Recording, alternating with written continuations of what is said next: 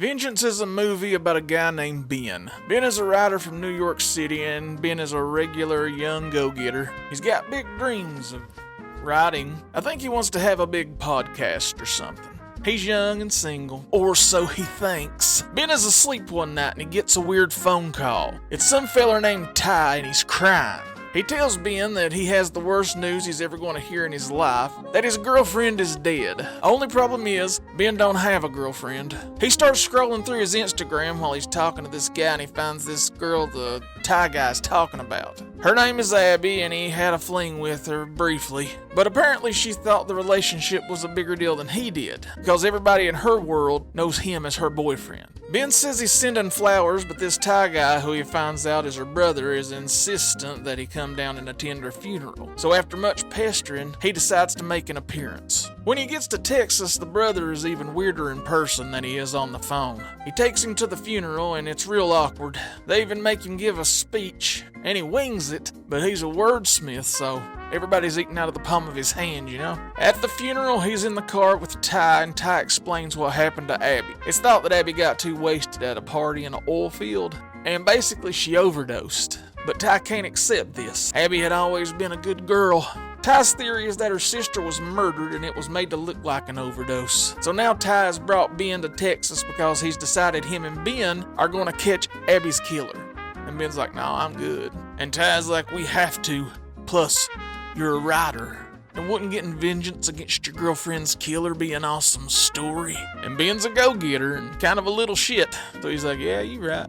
So he calls this lady who is a friend of his or something, who has a huge podcast. I think they're co-workers and they work for the New Yorker maybe. And he tells her the idea. And she's like, sounds like a podcast to me. So Ben and Ty are on the case. The first person they interview is this guy named Crawl, who says he's been friends with Abby since they were little kids. He also says it's some drug dealer that killed her. I think he works for the cartel, but Crawl is a few bricks shy of a load. So at this point, we can't confirm that he's a reliable source. The next person he talks to is Ashton Kutcher, who plays the producer. And this whole Ashton Kutcher scene is my favorite part of the whole movie. I never thought Ashton Kutcher would make me feel real emotion. I love Ashton, but I mostly know him from Punk'd and that 70s show. The Ranch was pretty good too, though. And the Butterfly Effect. Hell, I love Ashton Kutcher. He's giving this big speech to a girl who's recording an album about how people either believes everything came from a creator in the heavens, or everybody believes that it all started with the Big Bang, you know? But everybody agrees it all started with a sound. And this first album is her beginning sound, you know, like her introduction to the world, the beginning point of everything.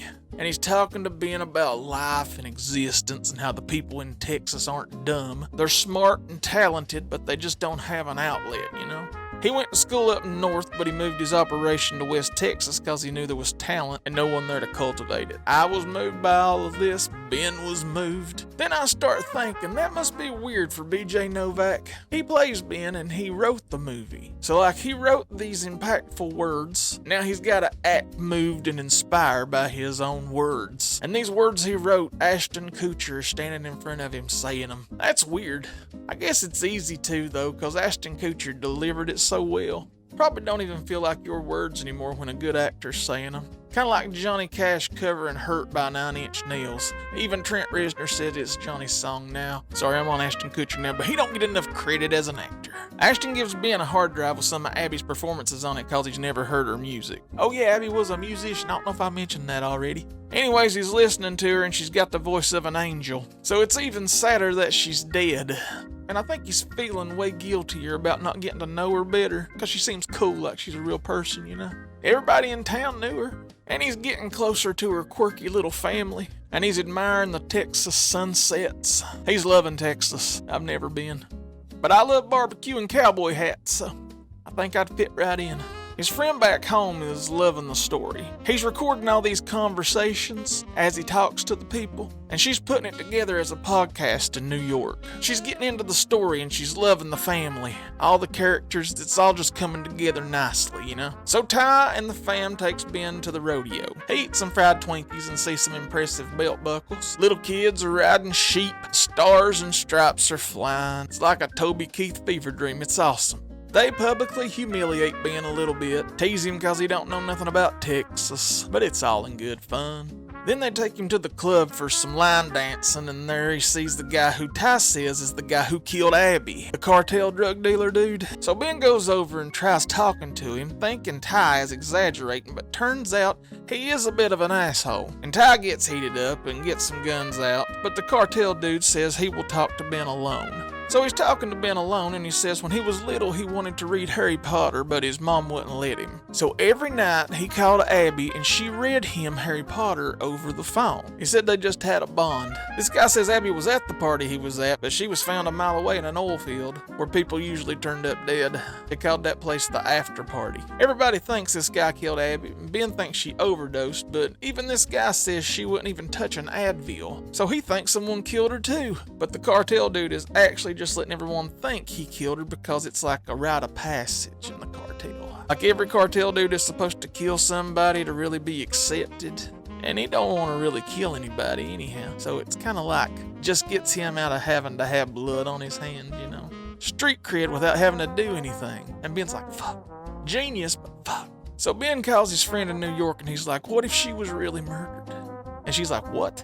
And Ben's like, this is a whole new kettle of fish. I don't know what to do. And she's like, just keep going, cause this is awesome. This story keeps getting better and better. So he goes to try to interview the law enforcement. City says fuck off, state says fuck off, highway patrol says double fuck off. Border patrol, the NSA, CIA, Men in Black, everybody's useless. Art imitates life.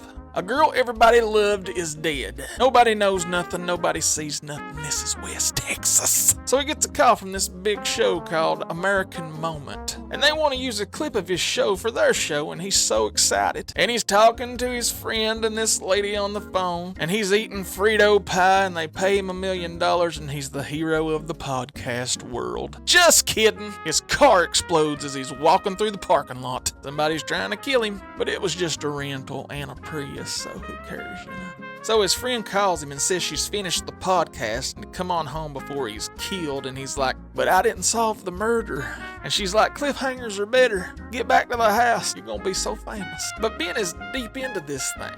He's attached to the story and the family, and he can't let it go. But then at dinner, the grandma let it slip that Abby was a pill popper. And Ty knew the whole time, oh my God, I wanted to kill him. This fuck was just hoping it was a murder because he didn't want people to think that Abby had a drug problem. And he just knew in his heart it was a murder. And Ben goes off on the whole family. He's like, this is what rednecks do. They follow their hearts. That's what makes y'all think there's nanobots and vaccines. That's what makes you think the earth is flat and Luke Bryan is good. And then they're all pissed off at him, and Ty punches him in the stomach. They leave him in the parking lot, and he does another podcast entry, basically saying it's all horseshit, these people are horseshit, he's horseshit, and coming back home to cruise for chicks with John Mayer. Oh yeah, John Mayer's in it. He's his buddy in it. Only for a little bit though, like the first 10 seconds of the movie. He plays himself basically, I think. So Ben is hanging out in his room, and Abby's little brother is with him, and these two have gotten close. He tells the little boy he's going home tomorrow and that he loves him mucho. The kid says 1, 3, 4, 5, and Ben's like, what? Abby used to always say it because it was her code for I love you mucho, because that's how many letters are in it. The whole movie he's been trying to figure out the code for Abby's cell phone to see if there's any clues on it. He types in those digits and it opens up the phone. He sees this conversation between herself and Ben, but it's not Ben. Turns out she saved somebody else's number under Ben's name. So if anyone found it, they'd think it was him. Cause the whole time she's been telling her family how much she loves Ben, and it's this new relationship. That's why the whole family knows about it. Cause she's been lying. She's using him as a cover, and whoever this is the person who's giving her drugs. But the night she died, whoever this person is, she had texted help. And why would you do this to me? So he dials the number and it rings, but then we cut to Ben getting dressed in blue jeans and flannel shirt and a cowboy hat. Him and the kid brother are driving in an ATV to some party out in the middle of nowhere. Ashton Kutcher's throwing this party or something, and Ben tells Ashton that the podcast is done. And Ashton's like, you're still here. This place gets under your skin, right? Then Ashton takes him off alone to talk to him, and holy shit.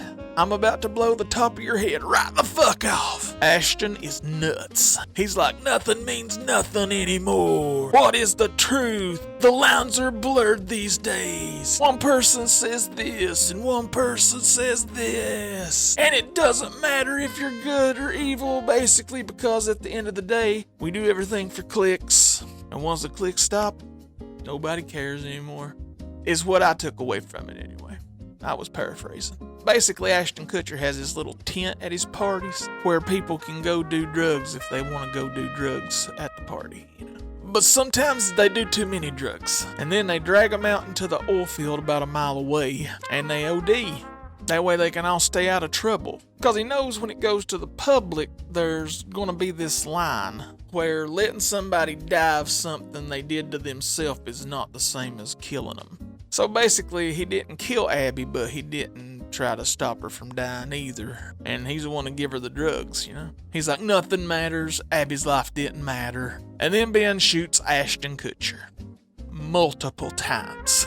And the next morning, the mom of Abby is like, heard it was a good party last night. And Ben is like, I wouldn't know. I wasn't there.